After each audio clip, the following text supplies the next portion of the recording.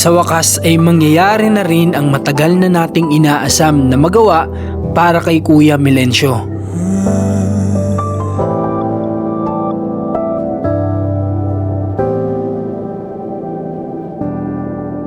I'm hearing the thunder, I'm feeling the rain, my heart going under, I'm on my knees again. God, I need you now, I need you now, I need you now.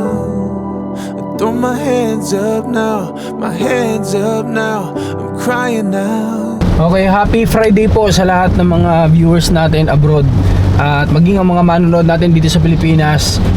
Hindi ko lang po alam kung sa mga kababayan natin dito kung saan mang lugar kayo ay maulan din sa inyo, kasi dito sobra talaga guys, sobrang ulan talaga. As in, may mga nadaanan kami doon kanina na medyo flooded na din yung kalsada. Ngayong umaga pupunta tayo kay Nanay Minerva kasi nga po nabanggit ko kanina Friday ngayon. So magta-try tayo na mapacheck up si Kuya Moloy at saka po si Kuya Melencio. Pero ang problema natin, etong panahon na sobrang ulan. So tara, biyahin muna po kami. What a wasted time. Should have been here on the outside, read the signs. Used to call you mine, gave it my best, but I don't need one more try. So dito na tayo guys. Dito ko lang Nanay Minerva, baha po dito ngayon. Sobrang putik oh. Wala, sigurado ako magdamag din dito umuulan guys. Ngayon pa nga lang medyo humina-hina yung ulan oh. I don't know where she came from, kinda turned me upside down. I just don't know what to do. I wanna spend the night at hers and bring her one of my t-shirts so it smells like her perfume.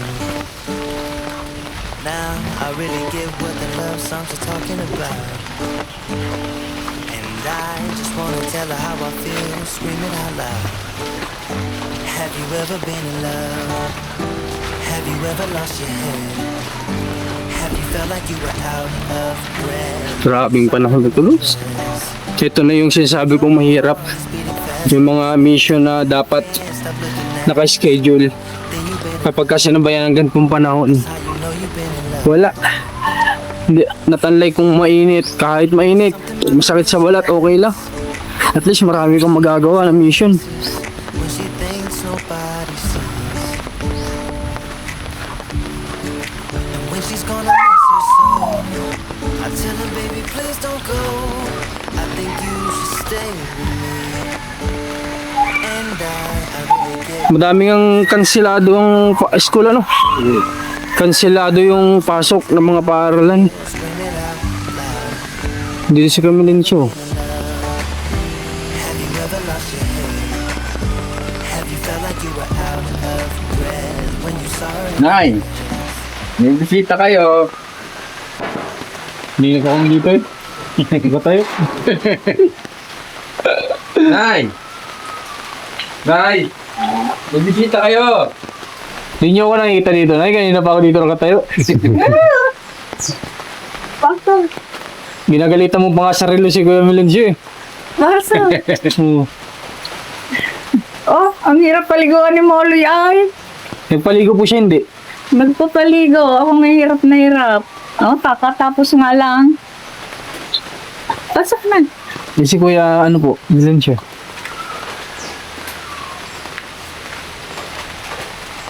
Pasok. Allah na yung power ha. Naabot ka sa yung camera mo? Then, sabi ko baka hindi matuloy at naulan. Kaya nga po, wala pong tigil na eh. Naulan, mahirap kay Moloy pagdadala. Yun nga po, Mag-change. sobrang putik pa naman. Paano itutulak? Ha? Sabi niya tayo isang camera doon. Ha? Hindi ko na-edit sa isang ano? Hindi. Sabi niya sa gilid doon. Upo.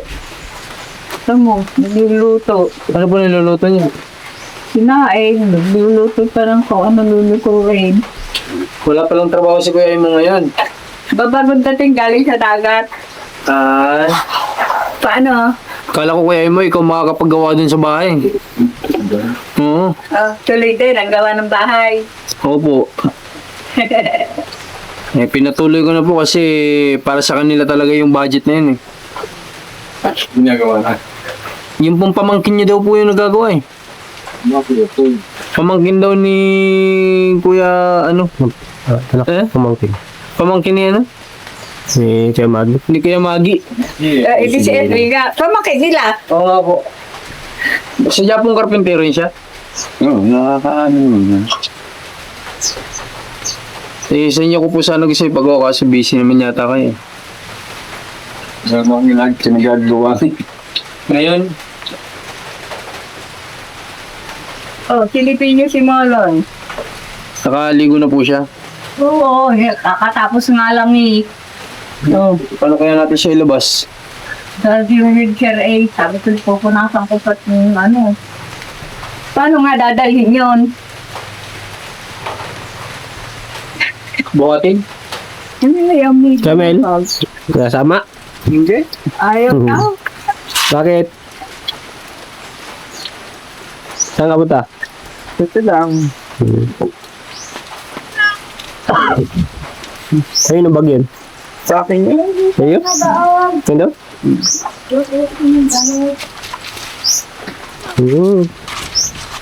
Saan galing? Eh, binili ko yan. Binili mo magkano? Mga mahal yan eh. Siguro mga 100 plus. Mahal pala 100 plus. Pintulat na ang buwan. Ang nag-aambon. Ang ganun bag ni Kamel. Ah? Ang ganun bag niya. Ano, ready na? Tara na? Saan pupunta?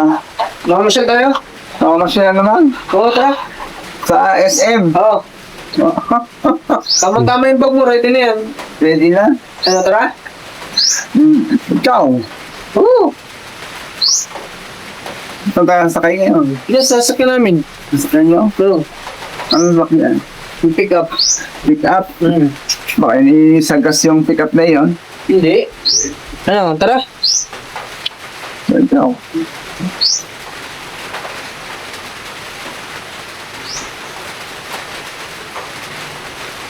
Ito damit ko to.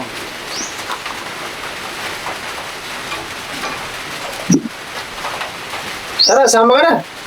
Kasama? Oo, tara. Ako tayo sa mama. Bakit? Oo, wala. Hindi, kasama naman natin si nanay. Tara, Pwede. tayo na lang muna. Mag-ikot ka na lang. Kasi si Kuya Mulo eh, umuulan. Eh, sama sana natin si Kuya Mulo yung mamasyal eh. Kasi sobrang ulan oh. Tara. Tama, kasama si Nay. Oo, tara. Hindi pwede. Kahapon pumayag ka na eh. Ha? Kahapon pumayag ka na eh. Kapon? Ano mga Oo. si Molly doon sa lata, gabi di isang po. Kasama ba? Molol? Ano ko dyan? Ano mga yan? Molol. Naulan. Oh, paano? Sino ko to check up? Naulan nga eh.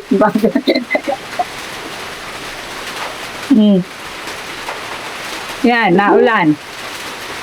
Naulan. Akala ko nga hindi matutuloy at gawa ng ano. Naulan nga, may paglakad-lakad. Pagtigil na ng bagyo. Wala kang pas. Ha? Wala kang pas. Kung mga estudyante. Wala nang panahon. Pagtigil na ng bagyo, ano? Naisip ko po, baka pati sa barangay walang ano eh. Pagtigil na ng bagyo. Punta kaya muna ako na ng barangay. Sasabihin mong, Sasaglitin ko po doon. Yeah, so okay na naman sa sasabihin na hindi matutuloy. Hindi po, sasabihin ko kung okay pa rin sila ngayon kahit ganito yung panahon. Para po mapagsakyan natin kay Kuya Mole. Ay si Molo, paano madadala doon? Kapayungan? Eto na kanyang damit, nakanta na nga eh. Hindi ko lang siya binihisan kasi nga eh, ayan, nalakat pa ang ulan. Hindi kung mahirapan tayo kay... okay naman sana eh, pwede namin buhatin si Kuya Mole eh. naglinis ko naman. Ayun, hindi naalis doon sa pinagpaliguan ko. Pinapalipat ko doon sa karton at para nga bibihisan ko ayaw. Si kaya ano na lang muna, kung sino. Sino siya? Sino? Kasama yan, basta kasama. Kung sabi ba ka? Ha? Sasama? Kasama daw siya. Sabi ko, sasakay rin sa pick-up. Usapan.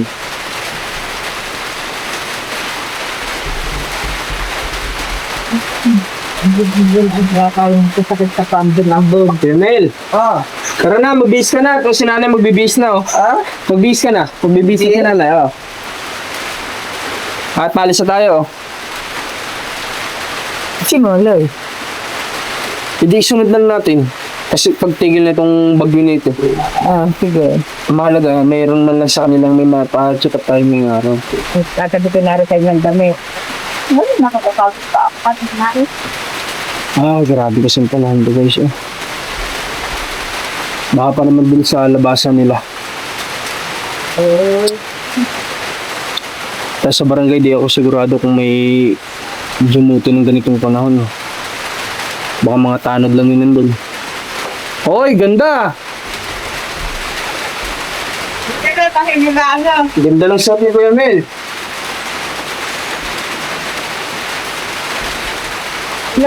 Wow!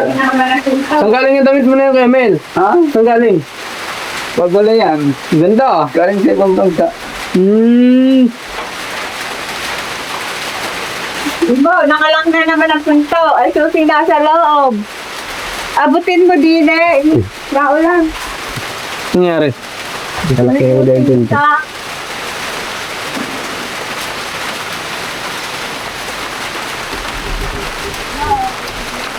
Panahon nito. Alin dadali mong bag, Kuya Mel? Yan na lang? Ha? Yan ang dadali mong bag? Susi, naiwan ko. Kahit alin? Sige. Guys, nag-decide kami nila nanay na si Kuya Melencio mga gandaan natin ngayon kasi hindi talaga maganda yung panahon. Medyo alanganin para kay Kuya Moloy sa paglabas dito. Kasi sobrang putik talaga sa palabas. So yung wheelchair niya, pwede naman sanang buhatin. Yung problema kami lang dalawa ni Kuya Imo. Okay naman sana, pero yun nga yung barangay kasi ang iniisip ko. Pwede sana natin daanan muna para malaman natin kung may naka-duty. Para sana isahan lang ng lakad. Ayan, yung sabi niya.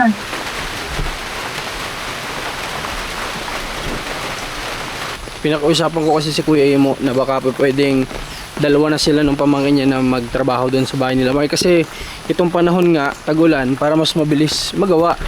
Ngayon, papakita ng Kuya Imo, nagsuggest siya na bakal yung gagamitin natin instead na kahoy. Mas matibay, mas medyo makakalis tayo ng konti doon.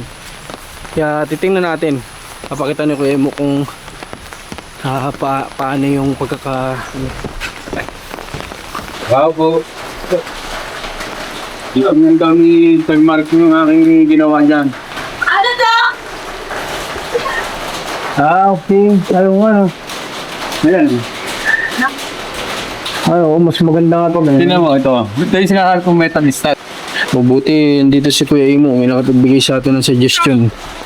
Tsaka mas magandang tingnan, mas malinis. Tsaka bukod doon ay mas matibay. Sige, Kuya Imo. Ay, Kuya Imo. Wala. Yun na lang. Yun na lang ipano natin, mas maganda yun. Bale, susukatan ni Kuya Imo yun kung ilang bakal yung kakailangan nating orderin para papakancel ko na dito sa may hardware na kinuha natin kahapon. Hindi pa naman na-deliver eh. Hindi pa rin naman nag-send yung payment kasi nga hindi nag-send doon sa bangko nila. Doon na lang tayo sa sinasabi ni Kuya Imo na hardware. Andun kompleto na. Dito kasi hindi pa kompleto. Wala silang kahoy, wala silang hardflex na size na gusto natin. So dito, kompleto daw doon sabi ni Kuya Imo. Doon na natin kukunin. So thank you kay Kuya Imo kasi pumayag siya na magtrabaho doon. Para mabilis. Kasi tingnan nyo naman yung panahon kung iilan lang yung gumagawa. Naku, matagal. Pag ganto-ganto yung panahon, di ba paano na? Hindi kagaya kung marami, mabilisan. Diba kapag kauminit, mas maraming magagawa. Ay, buti na lang, dyan si Kuya mo. So, maganda yung pinakita ni Kuya mo sa atin. Para siyang metal paring, metal paring, para siyang metal paring na ginagamit din sa bahay. Wala tayong gagamitin kahoy. Ang kahoy, pwede pang mabulok kapag nakachimpo pa tayo ng coco lumber na mura, ilang linggo lang, nangingitim na. So, yun, walang mabubulok doon. Di ba? So, kakalawangin, pero matagal na panahon. Depende kung di naman nababasa at malayo sa dagat. Hindi basta-basta kakalawangin yan. So yun na lang gagamitin natin para sa magiging bahay nila Mark. At hindi pa din nila alam na kinuha ko si Kuya Imo. Sabi ko wala namang problema yung pamangkin niya. Gumawa pa rin para dalawa sila na nagtatrabaho. Para tayong binunot sa pit ng kalabaw. Naulan eh.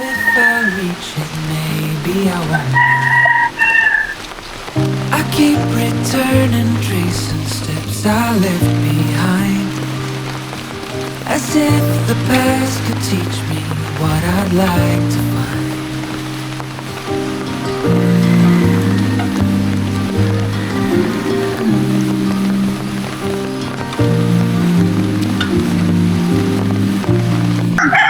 Asa pala kayo dyan ay? Oh, malaki na rin. Mas malaki itong akin oh. Butas-butas nga lang. Ari, bigay ng aming followers na taga Cavite. Ah. Para akong binunot sa pit ng kalabaw, ha? You is all I can afford, Ang puti. and hope that what I give is something you can adore. Putik na yung paa natin. Getting closer to you, getting closer to you. Latong lumaki lang yung paa ko. Nay, wag na. Maputik din dyan sa labas. Oo. Ay, di ba? Mas maputik din sa labas. Magkita niyo sa sakyan mo. Okay lang po yan eh. Na, oh.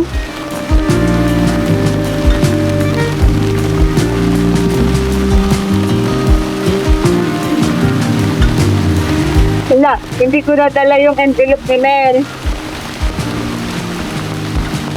Wag na po. Yung check-up niya doon sa kabila. Wag na pala. Hindi na kailangan. Puti. Hirang di pa, wala hinog.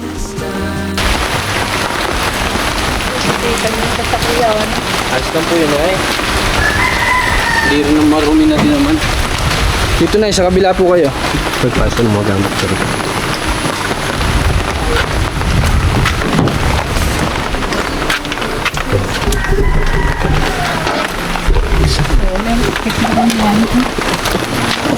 Kakapasyal naman si Kuya Mel, hindi lagi nandito na lang. Sige, pasok kayo. Hanggat, dandang sakay. Sige. Pasok Kuya Mel, ngayon lang si Kuya Mel dito makakasakay. Pinalipad.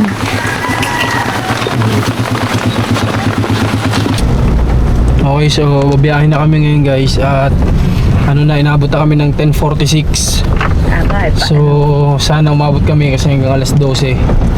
So alam niyo naman, isa't kalahating oras babiyahin mula dito hanggang Lucena. Pero pag-pray natin na umabot tayo. Medyo maulan pa naman, ang hirap pa naman sa kalsada magmadali kapag ganito yung kalsadang basa. Nag-almusal ka Kuya Mel? Nagkalmasal naman. Anong kinain mo? Sinangag.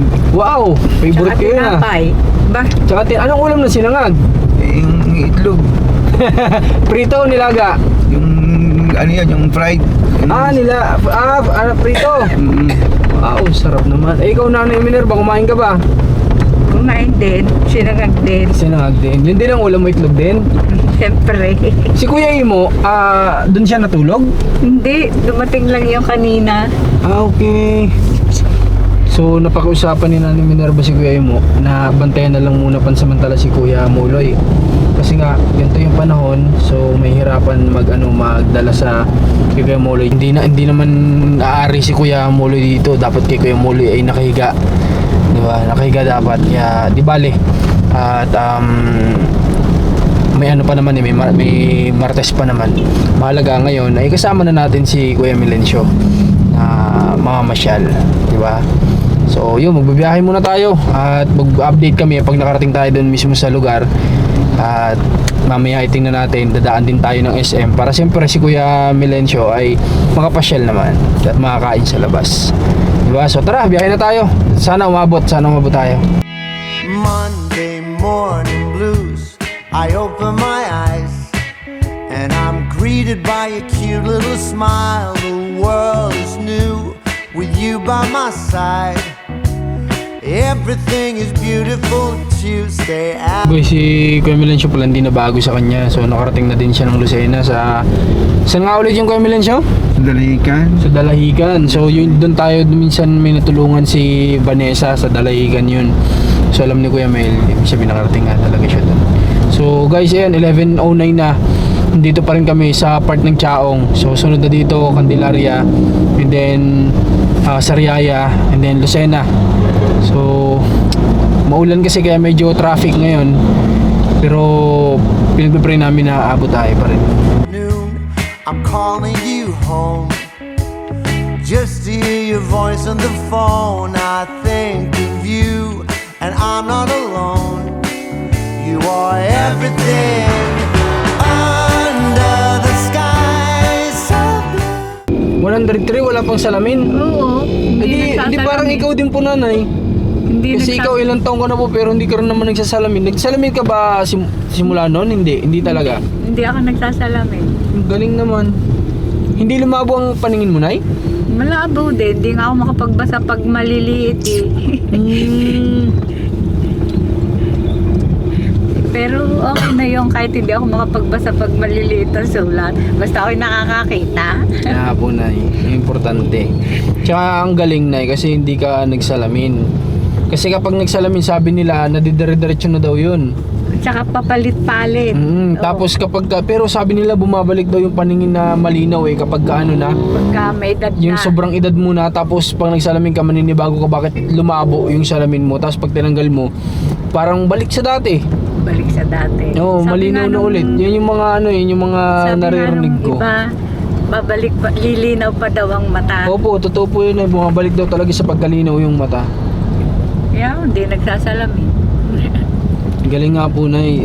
Natutuwa ako sa mga senior na yung nasa edad na sila pero hindi sila talaga nagsasalamin. At hindi nila naranasan magpasalamin. Ang galing. Nakakapagtahi pa nga ako, nakakapagbulang pa ako ng karayom. Oh. Nakapagtuso ka pa ng karayom, nay? Abay, oo naman. Ay, ng karayom na sinulid sa karayom? Oo. Galing mo naman. Ako nga, hirap ko na i-shot yung Si Mel, hindi nagbubulang. Noong araw, nanay, di ba ang mga parang magulang nyo, mahilig sila noon magburda-burda, Oo, ako Ganun din yung ganun ka rin. Ganun din ako. Nagbuburda ako ng punda ng unan. Opo. Yan. Aking nilalagyan ng design. At saka ako'y nagre-repair ng damit ko sa kamay lang. Pag malaki, tinatahi ko sa kamay. Marunong din akong manahi sa makina kasi yung makina namin ay pinagbili ng aking ina doon sa kapatid ko. Di walang Sayang, di sana ngayon kahit paano, may libangan ka na yan, marunong akong manahi. Ay, yung damit na isinuot ko nung unang labas natin, ako nagtahi nun eh. Sabi nyo nga po, nabanggit nyo. I found my piece of heaven, spending my days with you. You are my peace.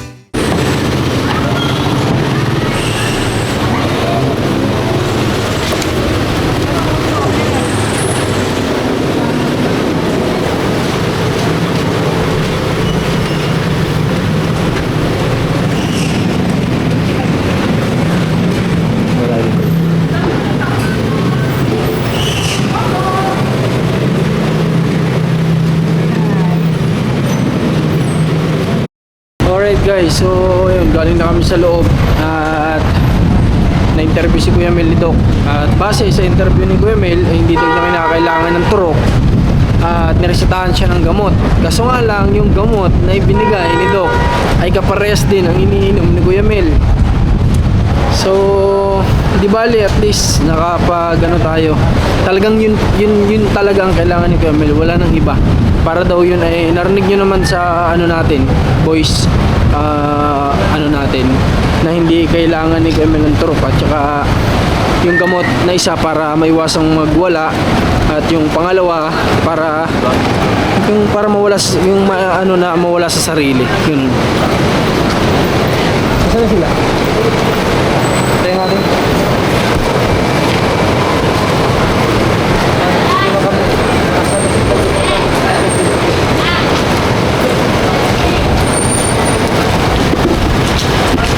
Tara.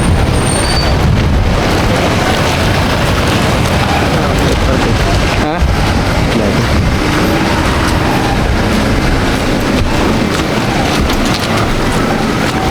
Kasya ba sila dyan? Wala, paglabas na nila. Ilabas mo muna. Wala na siyang gamot kasi nga ibabalik siya ng 28. Oo. Ay hindi naman, di bali yun na lang ang kanyang ininom. Ano na lang. Ay, yung binigay ni Jackie isa. Oo. Hindi kailangan nating bilhin yan. Ang meron ay Kasi yung, wala na. yung kanyang pampatulog. Meron pa siyang Dibalgin. Pero Sure ka na, Nay, kung ano yung nasa reseta, yun din yung binibili nyo? yun din, yun ang binibigay sa akuhan sa Mandaluyong. Okay, sure kayo na ya. O, di bale, yun na lang reseta. Yan na yung ipakita natin ngayon sa bibilhan. Ano? Oo, andin eh. May reseta. Opo, yan na yung ipakita natin doon. Ganito din yung gamot doon. Dibalgin. Yung ano nga yung Valproic, ayun. Pang ano daw yun, pang kondisyon sa utak. Valproic. So, kain tayo. Kaya Mel, okay lang sa'yo sa Jollibee kumain? Sige, okay lang. Okay lang, sige.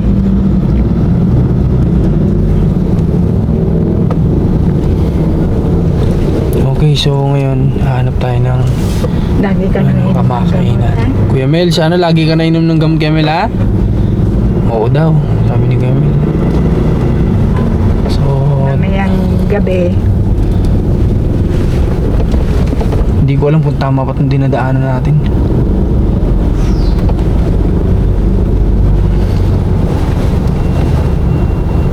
So, kaliwa tayo dito. Uy! Ba, hindi ba galapat? Hindi lapat. Hindi nakalapat? Nakalapat na.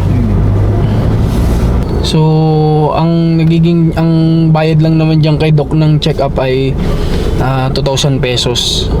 Kaya kumpara naman dun sa pinagdadalhan namin dati sa DAET, sa tinutulungan ni Commander, umaabot ng 5,000 to 7,000 pesos. Dito kahit paano, 2,000 pesos yung check-up ni Doc din yun. Bibili ka lang ng gamot. Tapos kung kailangan ng turok, yung mabayaran mo additional payment yun. Pero at least hindi kasing taas nung dun sa Bicol na pinagdadalhan natin dati kay Dagay. At least dito kahit paano, di ba? Wednesday, Thursday, Friday, life is a bliss. Waking up with you in my arms, I've got it all, and nothing's amiss. Everything is beautiful, Sunday morning snooze, with breakfast in bed. And I listen to the song in my head, it sings of you and the things that you do. 'Cause you're everything under the sky so blue. I found my piece of heaven, spending my days with you. You are my piece of heaven.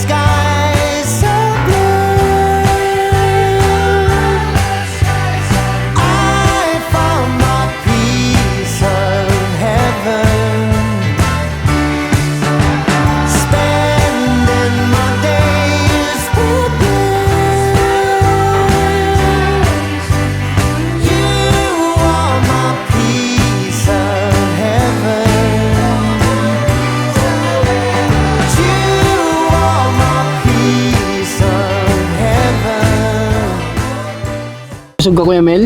Busog naman. Busog na. Ikaw, nanay. Ako'y busog. Ito yung nga, di ko nga naubos. Nasa iyo. Sabi ko nga kanina, naalala ko yung nanay ko kay Nanay Minerva kasi yung nanay ko, gada kakain kami sa labas. Lagi Ganyan yun. Kapag ka may tira yun, nakikita ko binabalot na niya kung saan man yun nakita niyang pambalot, babalutin niya na yun. Ganyan na ganyan yung nanay ko eh. Kasi Kasi sayang naman kung iiwan eh. Di mauubos eh. ganyan po yung nanay ko. Ay, balutin ko sa bahay ko kakainin. Ganyan yung nanay ko nun. Yan, naalala ko kay Nanay Minerva yung nanay ko talaga. Kanina habang nagbabalot si nanay nung kanyang hindi naubos sa pagkain. Babalo. So, yun, may take out pa sila. Tapos, nanay, ito po na yun, dagdag mo dyan sa pera mo. Aray ko, hindi ko may baling. O, yan.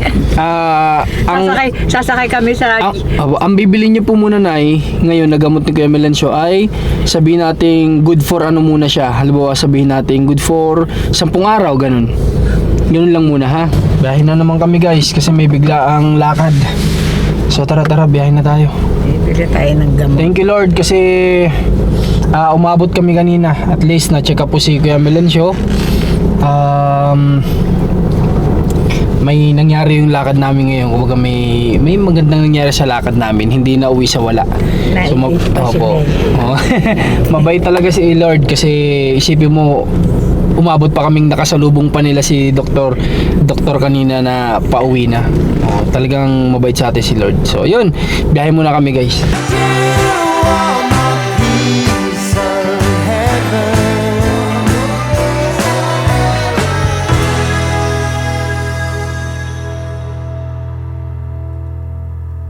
Okay, so guys, yun, pauwi na kami at pauwi na kami ni Rans. And then, yun, at least malinaw na po yung sinabi ng doktor na linawan na tayo na kaya pala hindi talaga si Nanay Minerva, hindi talaga si Kuya Melencio may confine sa sa Mandaluyong. Kasi yung case po ni Kuya Melencio ay bipolar. So hindi talaga, kahit nga turok, hindi siya inoferan ng turok kasi hindi daw kailangan ni Kuya Melencio yun. So yung mga gamot na nireseta sa kanya, ayun, na sana makatulong para, at saka sana ang pinakang malaking sana natin ay tumupad si Kuya Melencio sa sinabi niya na iinom na siya palagi ng gamot. Kasi para tuluyan siyang maging okay, gumaling. Kasi kawawa naman po yung nanay nila. Ang pinakang unang-unang concern natin dito si Nanay Minerva, and then pangalawa po sila.